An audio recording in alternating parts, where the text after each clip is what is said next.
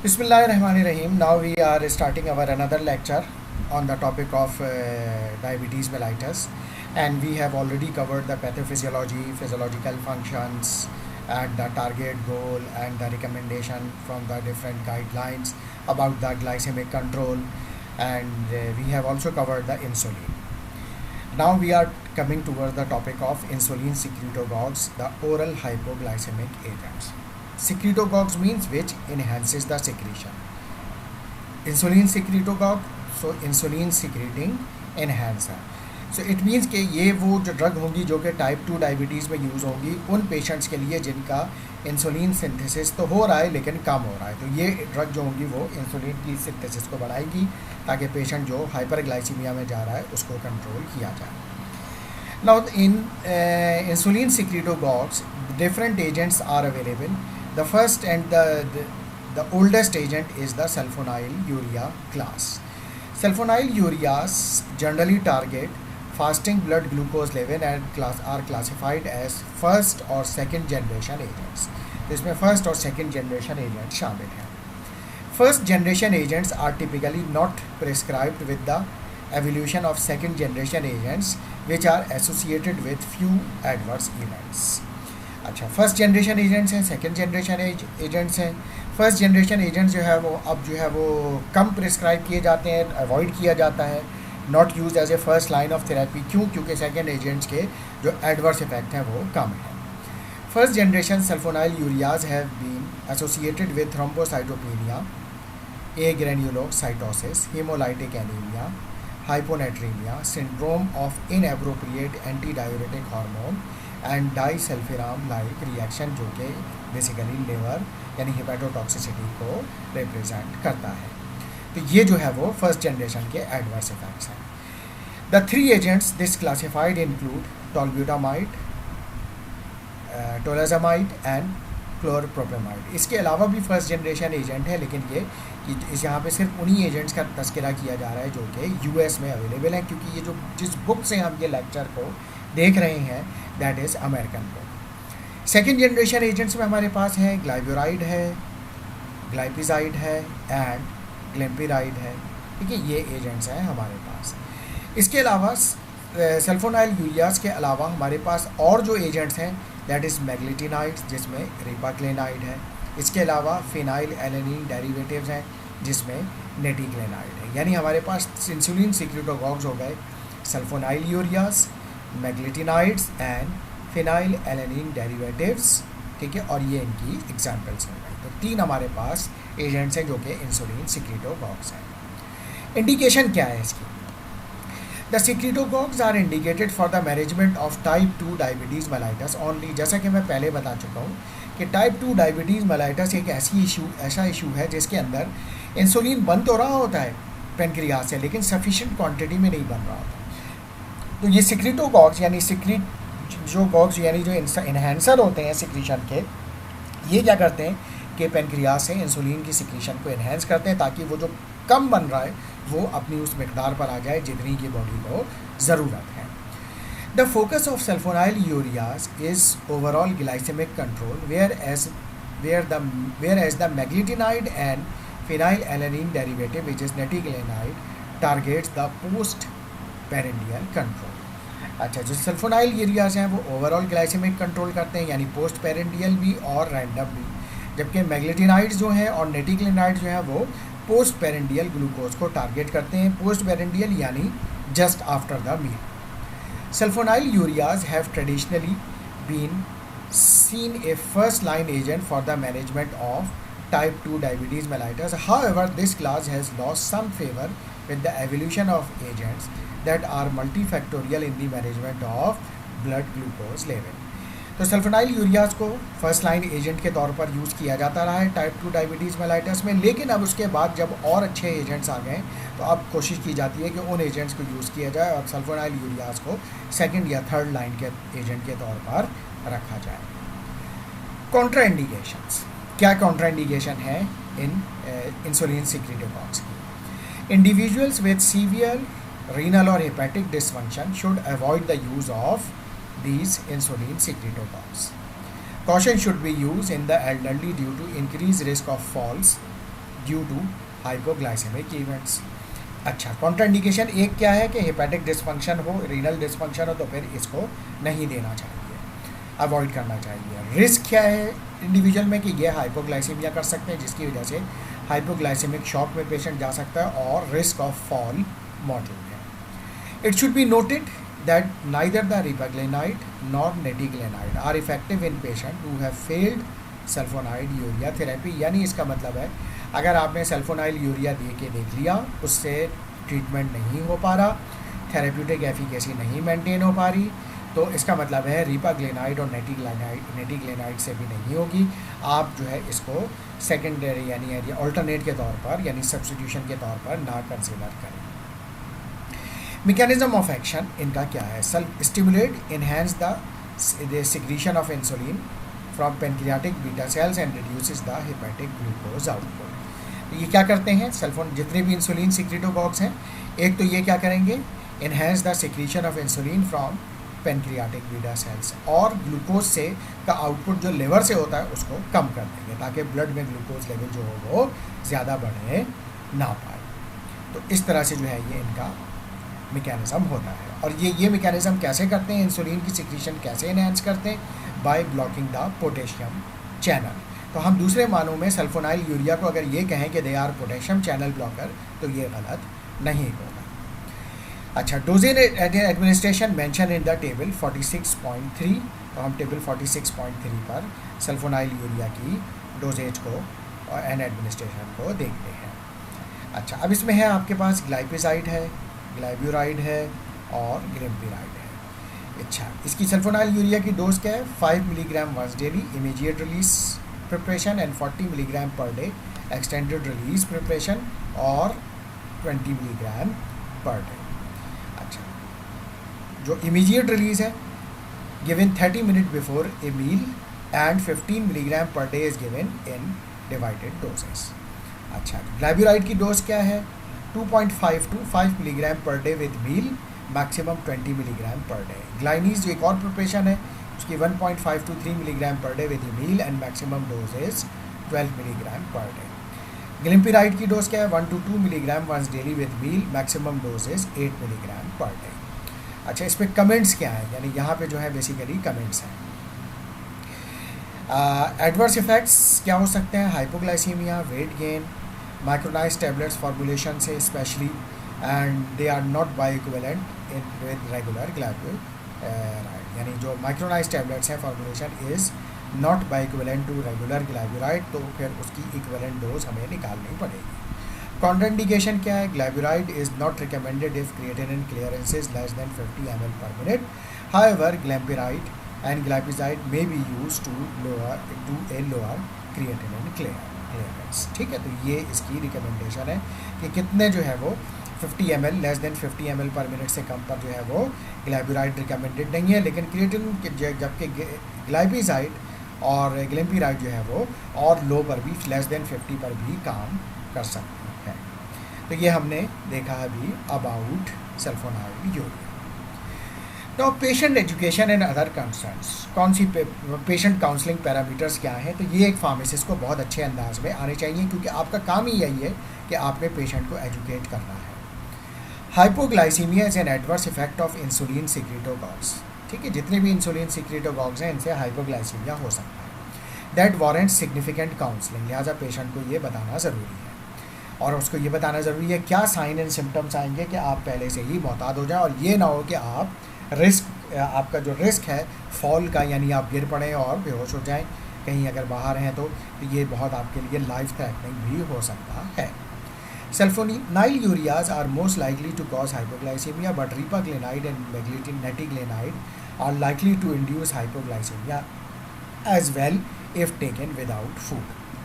ठीक है, यानी तकरीबन सभी जो है वो, चाहे सल्फोनाइल यूरिया हो, रिपाग्लिनाइड हो या नेटिग्लिनाइड हो, सभी से कमोबेश कुछ ना कुछ हाइपोग्लाइसीमिया होता है। Education should include sign and symptoms of hypoglycaemia and appropriate treatment, के अगर ऐसी साइन एंड सिम्टम्स आएँ जिससे यह अंदाज़ा हो कि आप हाइपोग्लाइसीमिया में जा रहे हैं, तो एप्रोप्रिएट ट्रीटमेंट फ़ौरन के फ़ौरन आपने क्या लेना होगा।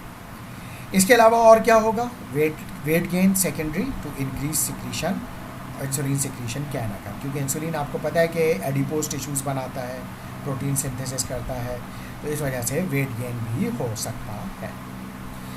This is about insulin secretagogues. Now the next class of agent is called biguanides, जिसको हम कॉमनली कहते हैं metformin. The only available biguanide in US is metformin, which is commonly called Glucophage, Glucophage extended release, Fortamet, Glumetza, Riomet, ये different brand name है. Indication क्या है? Metformin may be use for glycaemic management of type 1 diabetes mellitus और type 2 diabetes mellitus and is recommended to initiated at diagnosis of type 2 DM unless there is an existing contraindication. अच्छा, अब इसमें यह है कि ये दोनों में यूज़ होता है, टाइप 1 डायबिटीज़ मेलाइटस में भी, टाइप 2 डायबिटीज़ मेलाइटस में भी. इसके मुताल्लिक एक अहम बात मैं यहाँ पे ये बताता चलूँ कि ये मेटफॉर्मिन जो है बेसिकली है इंसुलिन सेंसिटाइज़र. वो जो हमने पढ़ा था टाइप 2 में कि बाज़ दफ़ा इंसुलिन सही क्वांटिटी में बन रहा होता है, लेकिन सेल पे जो इसके रिसेप्टर्स होते हैं वो डिफेक्टिव हो जाते हैं, यानी डिसेंसिटाइज हो जाते हैं या कम हो जाते हैं, तो उनको करेक्ट करता है बाइजोनाइड यानी मेटफॉर्मिन. तो वो प्रॉब्लम टाइप 1 डायबिटीज़ में भी हो सकती है और टाइप 2 में भी हो सकती है, तो उसको करेक्ट करने के लिए बाइजोनाइड देते हैं. ठीक है, और ये इनिशियल शुरू के डायग्नोसिस के बाद हम देते हैं टाइप 2 में, और सिर्फ उस सूरत में इसको हम अवॉइड करेंगे कि कोई ऐसी कॉन्ट्राइंडिकेशन है जो कि हम अभी आगे चल के देखेंगे कि जिसकी वजह से हम बाइजोनाइड्स मेटफॉर्मिन नहीं दे सकते. वरना बाइजोनाइड्स और the metformin is considered as first line of treatment in diagnosis after the diagnosis of diabetes mellitus. Metformin primarily target fasting blood glucose level. ठीक है, तो फास्टिंग ब्लड ग्लूकोज को ये प्राइमरीली टारगेट करती है. अच्छा, अब आते हैं इसकी कॉन्ट्राइंडिकेशन पे, जो कि बहुत इंपॉर्टेंट पॉइंट है.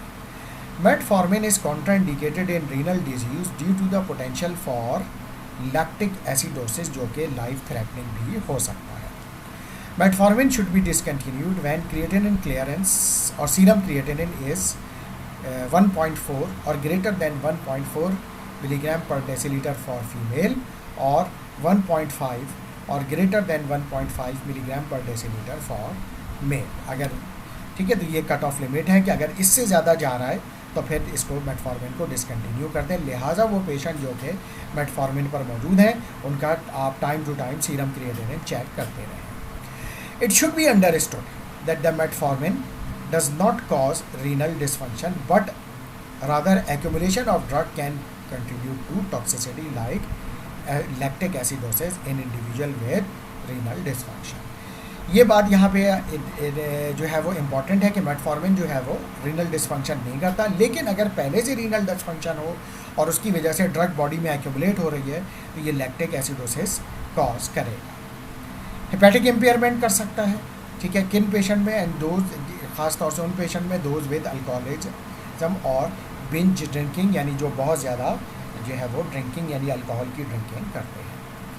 Heart failure, metformin may be initiated or continued in those with stable heart failure. However, in unstable or acute heart failure, the risk of lactic acidosis can be increased secondary to hypoperfusion. लिहाजा इन patients में भी Contra indicated है. तो stable heart failure में तो दे सकते हैं, लेकिन अनस्टेबल में या एक्यूट हार्ट फेलियर में आप इसको मेटफॉर्मिन को ना दें. इंट्रावेस्कुलर आयोडीनेटेड कंट्रास्ट मीडिया जब आप दे रहे हैं तो मेटफॉर्मिन शुड बी विदहेल्ड, रोक दें. If possible at least 24 hour prior to procedure and may be reinitiated 48 hour after और when normal renal function returns. ठीक है, तो आयोडीनेटेड कंट्रास्ट मीडिया अगर आपने दिया है वो जो like radio active iodine for some diagnostic purpose, तो उस वक्त आप जो है 24 घंटे पहले इसको देने से पहले, कंट्रास्ट मीडिया को देने से पहले मेटफॉर्मिन रोक दें, और प्रोसीजर होने के 48 घंटे के बाद आप दोबारा स्टार्ट कर सकते हैं या फिर वेट करें जब तक रीनल फंक्शन रिटर्न ना हो जाए. However, metformin can be withdrawn as few as 6 hour prior to the procedure with adequate hydration. इसके अलावा अगर आपने 24 आवर पहले जो है वो नहीं स्टॉप की तो 6 घंटे पहले तक भी कर सकते हैं, लेकिन उसके लिए आपको पेशेंट को बहुत ज़्यादा हाइड्रेशन करनी पड़ेगी ताकि maximum quantity of metformin body से निकल जाए. यानी पानी पिलाना पड़ेगा या आईवी लाइन के ज़रिए इसकी जो है हाइड्रेशन करें पेशेंट की, इस तरह से. Now mechanism of action.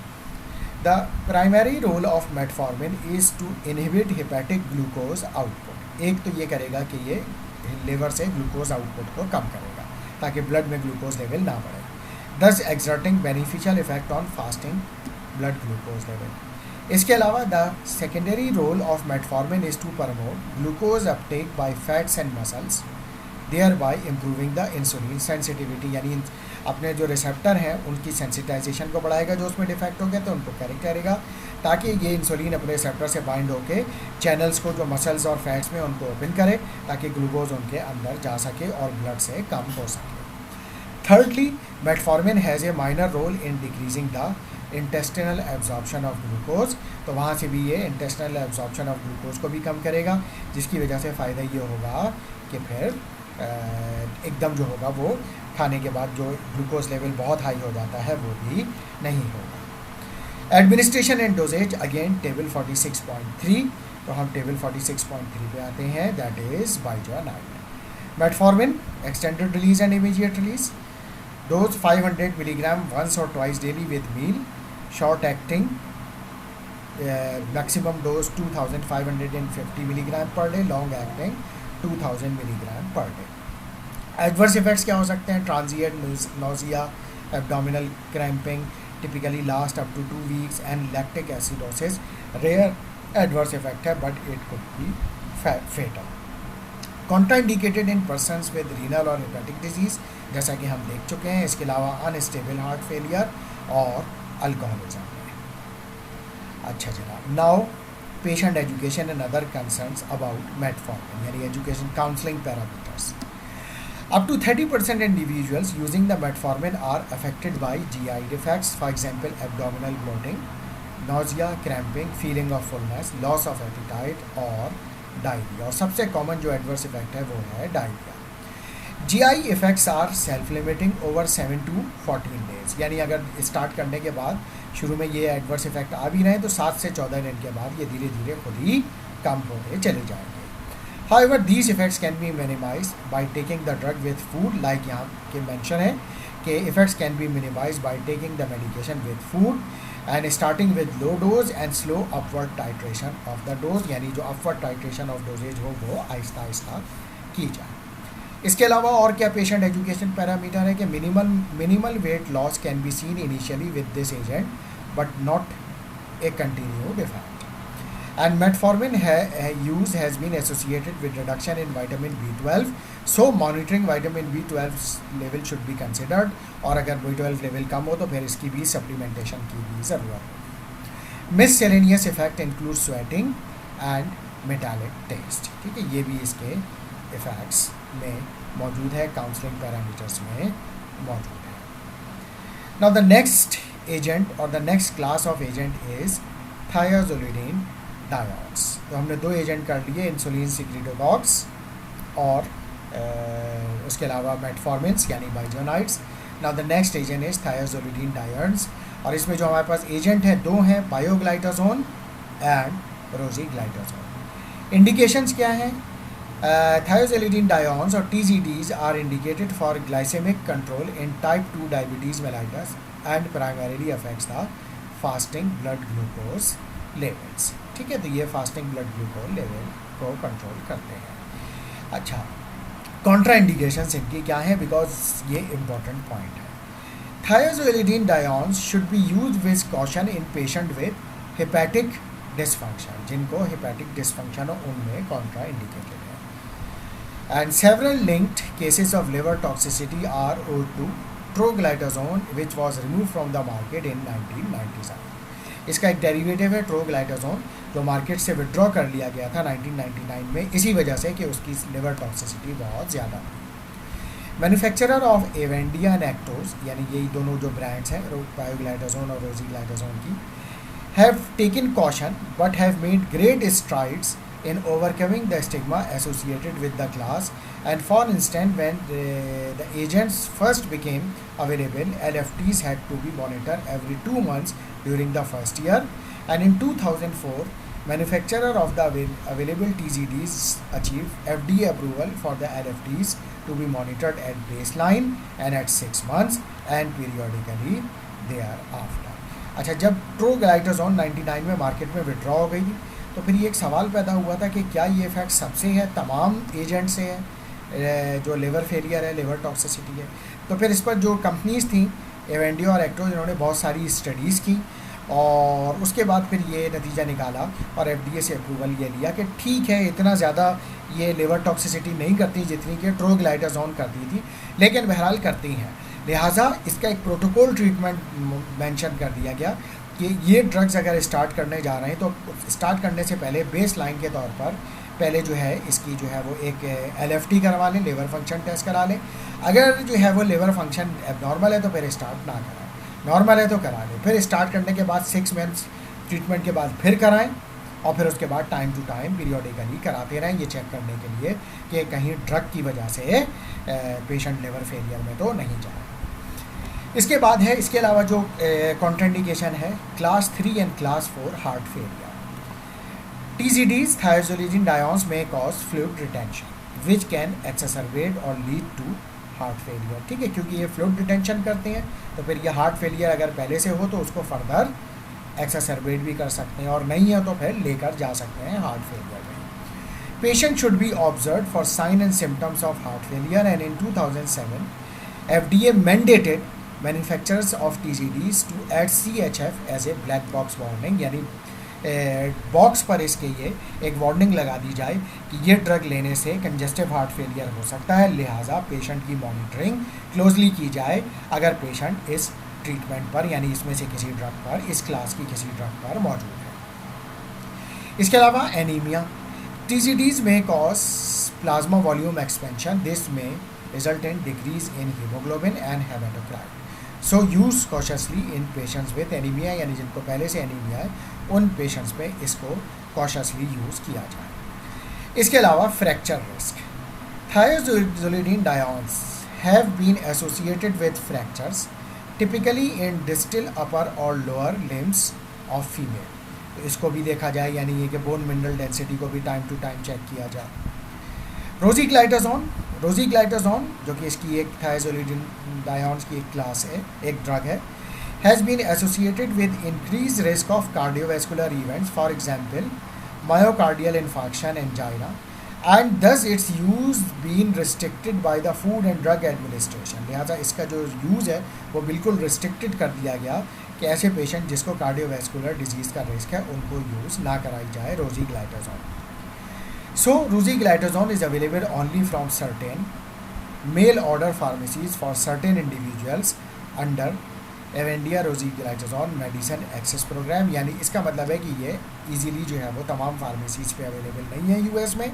इसको स्पेशल एक्सेस प्रोग्राम के ज़रिए दिया गया है कि यानी अगर डॉक्टर जो है वो इसको लिख रहा है, प्रिस्क्राइब कर रहा है, तो उसकी कुछ जस्टिफिकेशन होनी चाहिए। यानी जस्टिफिकेशन क्या होगी कि तमाम other treatment options are fail, अब इसके अलावा कोई ऑप्शन नहीं है, लिहाजा उस वजह से अब इसको पेशेंट को मजबूरन ये देना ज़रूरी है। पायोग्लाइटाजोन की अगर बात करें, is undergoing A safety review for potential risk of bladder cancer, इसके साथ ब्लैडर कैंसर का इशू है। At this time the FDA has not concluded the overall associated risk, यानी केसेस तो रिपोर्टेड हुए हैं लेकिन अभी तक ये इस्टेब्लिश नहीं हुआ, लिहाजा अगेन जो है वो इस पर जो है वो कॉशन जो है वो इम्पॉर्टेंट है। मैकेनिज्म ऑफ एक्शन क्या करेगा? Promote glucose uptake by fats and muscles and hepatic glucose output by stimulation of PPAR gamma receptors. ठीक है, PPAR क्या है? Peroxisome proliferator activated receptor gamma. तो ये जो है वो इस रिसेप्टर को एक्टिवेट करते हैं जिसकी वजह से सेल्स के अंदर जो है वो ग्लूकोज जाता है और लिवर के अंदर ग्लूकोज जाता है और ब्लड ग्लूकोज लेवल कम होना शुरू हो जाता है। तो ये इसका मैकेनिज्म है। तो अगर हम देखा जाए तो इसको भी कह सकते हैं कि ये रिसेप्टर सेंसिटाइज़र है और इंसुलिन सेंसिटाइज़र है। अच्छा, अब हम इनके thiazolidinediones के की जो डोजेज है, जो रिकमेंडेशन है, उसको देखते हैं कि वो क्या है। thiazolidinediones वही दो agent पायोग्लाइटाजोन and रोजीग्लाइटाजोन। पायोग्लाइटाजोन 15 to 30 milligram once daily without regard to meal, maximum dose is 45 milligram per day। रोजीग्लाइटाजोन 4 milligram once daily without regard to meal, ठीक है, और मैक्सिमम डोज है 8 milligram per day. Comments adverse effect include weight gain, peripheral edema, contraindicated in hepatic diseases and heart failure, class 3 and class 4 heart failure. Rosiglitazone has restricted access, इस पर हम already बात कर चुके हैं. थेरेपी में take 6 to 12 weeks for maximum effectiveness. 6 से 12 हफ्ते लगते हैं मैक्सिमम इफेक्टिवनेस को ऑब्जर्व करने के लिए. अच्छा जनाब, तो ये हमने कंप्लीट कर लिया थायोजोलिडीन डायोन्स. लेकिन अभी इसके पेशेंट एजुकेशन, जो पेशेंट काउंसलिंग पैरामीटर्स हैं, वो हमें डिस्कस करते हैं.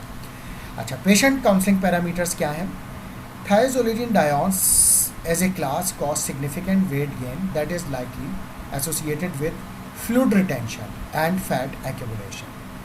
So report unusual weight gain and shortness of breath or swelling over lower extremities. यानी अगर ऐसा कुछ हो, unusual weight gain, shortness of breath यानी सांस लेने में तकलीफ हो, कि मे बी जो है वो लंग में पानी भर रहा है शायद उस वजह से, या फिर swelling of lower limb हो, तो फिर फ़ौरन रिपोर्ट करें ताकि फिर ये जो fluid retention है इसको ख़त्म करने के लिए ड्रग को स्टॉप किया जाए.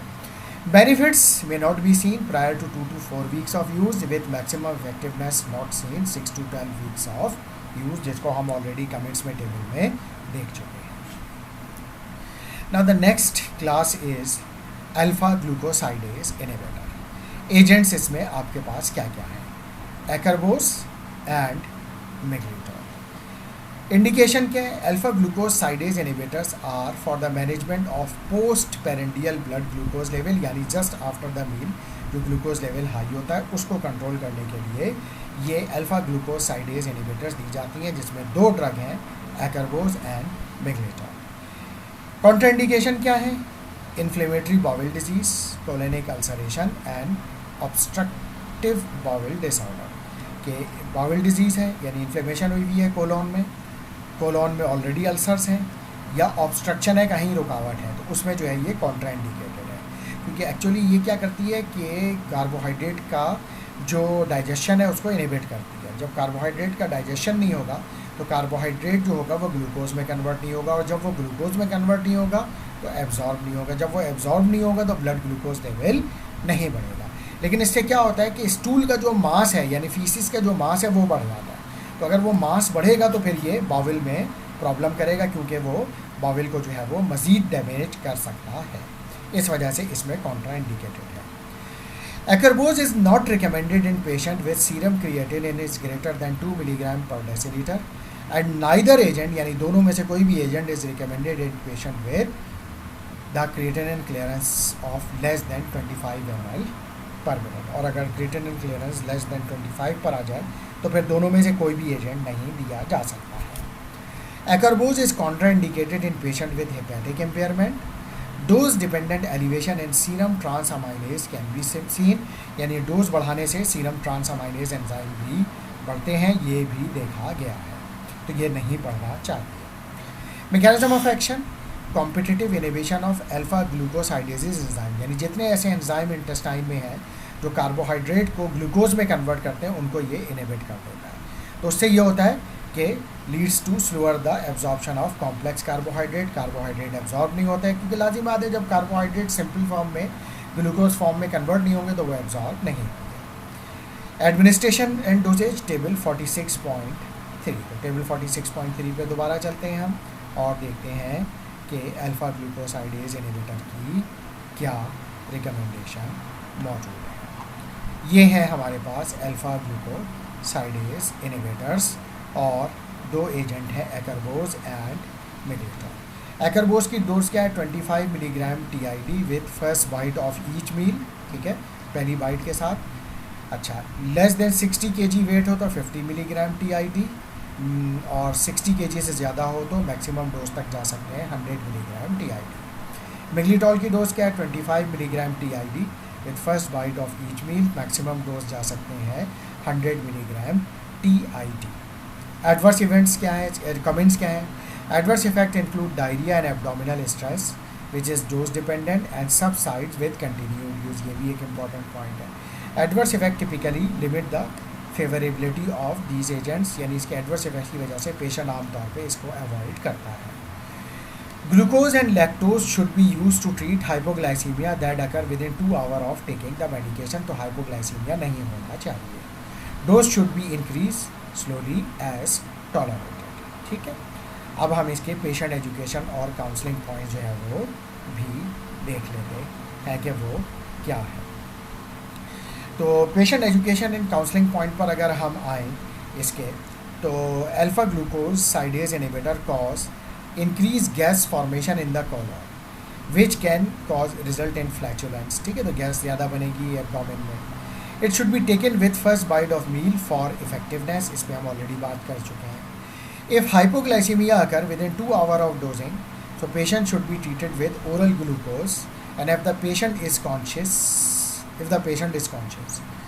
or intravenous glucose or glucagon if the patient is unconscious. अगर patient unconscious हो जाए तो फिर IV glucose या glucagon देना पड़ेगा.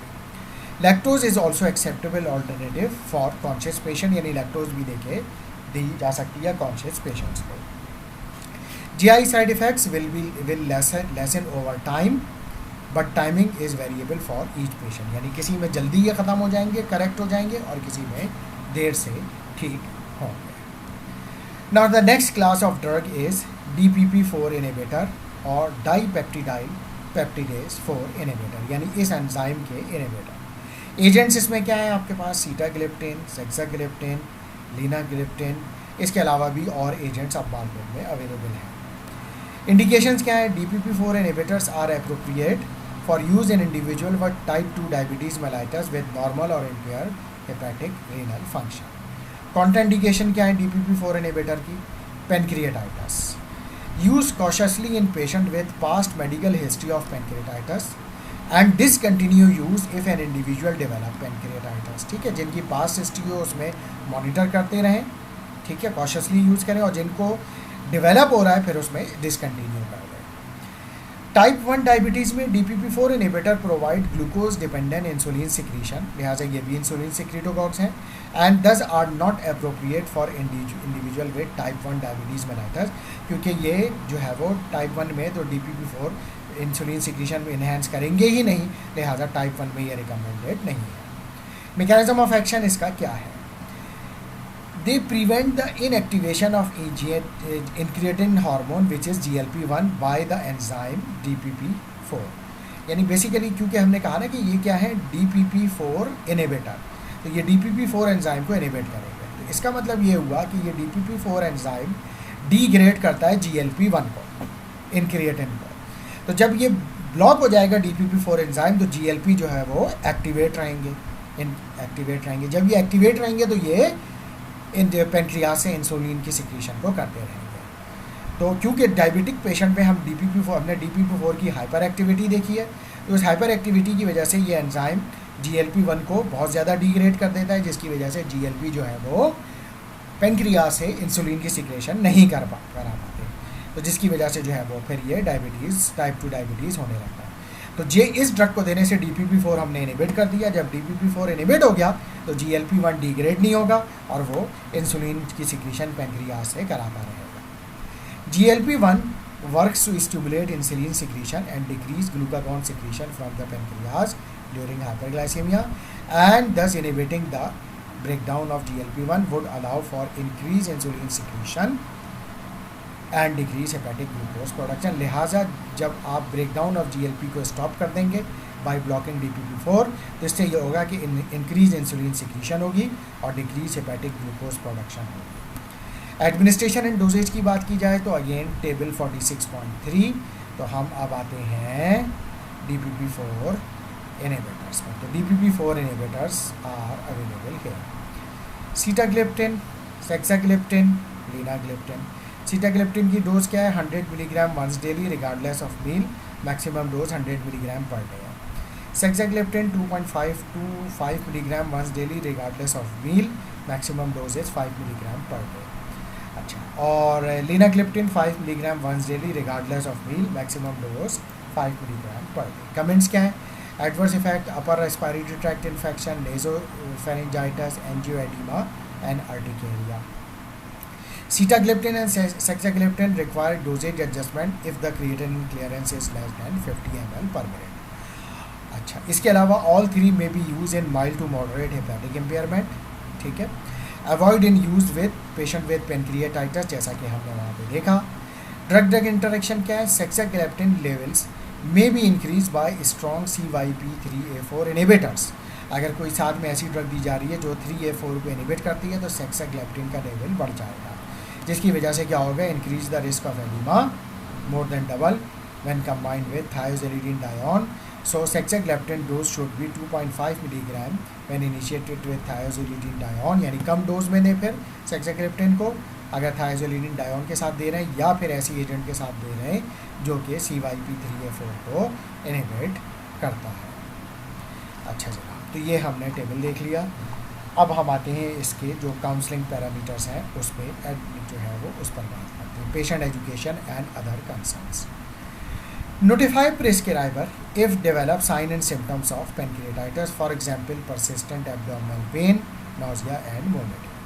Hypersensitivity reaction may include angioedema, skin rash और difficulty in breathing. तो ये जो है वो इसके पेशेंट काउंसलिंग पैरामीटर्स हैं। अच्छा जनाब, इसके बाद जो हम एजेंट्स देते हैं बाइल एसिड सीक्वेस्ट्रेंट्स, जो कि डायरेक्ट इसका तो इफेक्ट नहीं है शुगर पे, लेकिन ये कि ये जो है वो डायबिटीज़ में ग्लाइसेमिक कंट्रोल में बहरहाल ये भी अपना रोल प्ले करते हैं। एजेंट क्या है इसमें, कोलिसिविलम। इंडिकेशन क्या है, adjunct therapy for the management of type 2 diabetes mellitus, यानी जो मेन एजेंट दे रहे हैं डायबिटीज़ मैनेजमेंट के उसके साथ ऐड करके दिया जाता है। कॉन्ट्राइंडिकेशन क्या है इनकी, बाइल एसिड सीक्वेस्ट्रेंट्स की, patient with a history of bowel obstruction, hypertriglyceridaemia induce pancreatitis, ठीक है पेनक्रिएटाइटिस है, और serum triglyceride concentration more than 500 milligram per decilitre, तो फिर ये कॉन्ट्राइंडिकेट है। इसके अलावा पर्सन विद गैस्ट्रोपेरेसिस, यानी जिसमें स्लो मूवमेंट ऑफ स्टमक हो, और other GI motility disorder due to constipating effect, यानी कॉन्स्टिपेशन शदीद किस्म का हो GI मोटिलिटी कम होने की वजह से, तो फिर उस सूरत में भी बाइल एसिड सीक्वेस्ट्रेंट यानी कोलिसिविलम कॉन्ट्रा इंडिकेटेड है। मैकेनिज्म ऑफ एक्शन इसका क्या है, just the improve the glycaemic control and by which action that is unknown. Administration in doses mention in table 46.3। Table पे हम जो इसकी डोज होंगी वो बाद में देखेंगे, पहले patient education and other concerns भी देख लेते हैं। Oral medication should be taken 1 hour before और 4 आवर आफ्टर द कोलिसिविलम, यानी कोई भी मेडिकेशन इसके साथ दे रहे हैं तो इसकी कोलिसिविलम से 1 घंटा पहले या 4 घंटे बाद दें। Constipation is the most common adverse effect, ठीक है। तो ये जो हो गए बाइल एसिड सीक्वेस्ट्रेंट्स। तो हम टेबल पे चल के अब देखते हैं इसका बाइल एसिड सीक्वेस्ट्रेंट्स के बारे में क्या है। कोलिसिविलम 1.875 ग्राम 3 टैबलेट्स BID और 3.75 gram 6 tablet once daily. Comments adjunct treatment है, एक तो एडजंक्टिव ट्रीटमेंट है यानी दूसरी एंटी डायबिटिक मेडिकेशन के साथ। Take other oral medication 1 hour before और 4 आवर आफ्टर कोलिसिविलम, इसमें हम ऑलरेडी बात कर चुके हैं। Avoid in person with obstructive bowel disease और triglyceride level greater than 500 milligram per decilitre. अच्छा, इसके बाद है हमारे पास dopamine agonist, but that we will discuss from the next lecture. Thank you very much.